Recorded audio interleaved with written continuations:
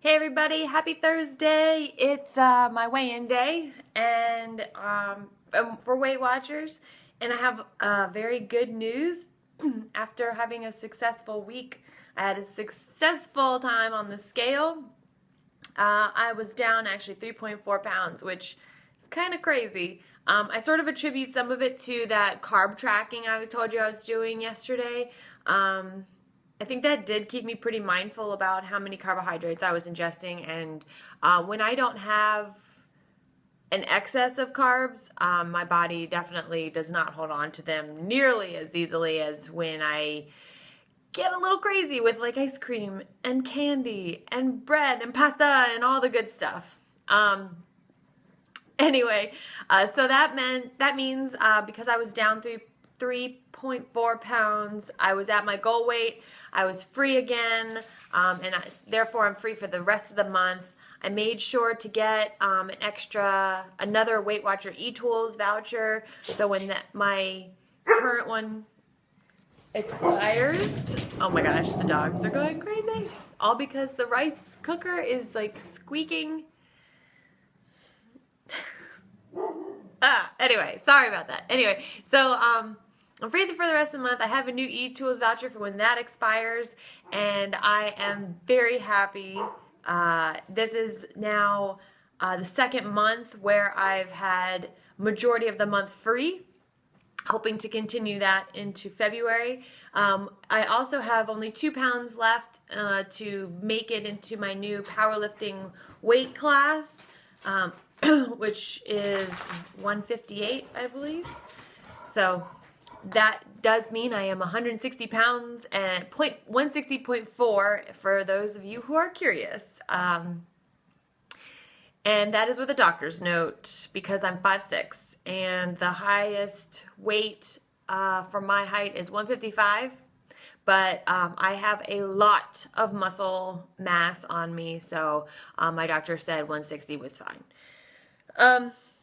Anyway, the topic of the meeting today was scheduling when you're going to eat. And I don't...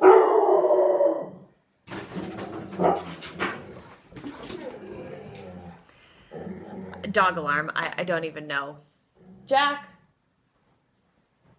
You done? Okay. I guess he's done. He's such a protective dog. Anyway, what was I even... Oh yeah, scheduling food, when to eat.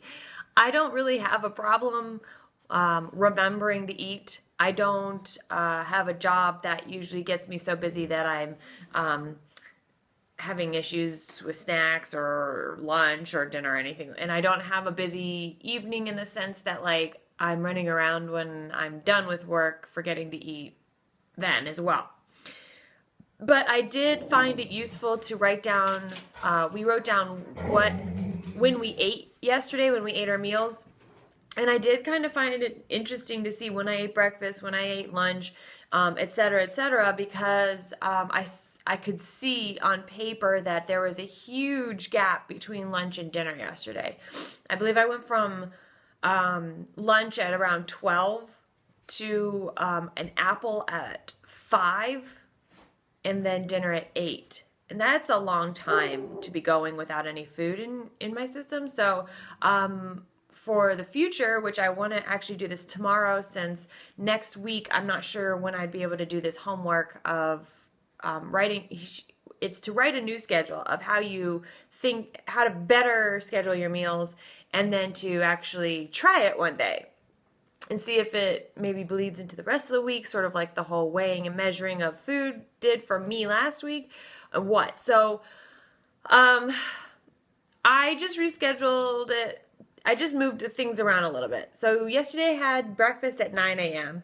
and then lunch at 12. And I think if I ate at 8:30 breakfast and then ate lunch at 12:30, that would actually be a better time lapse.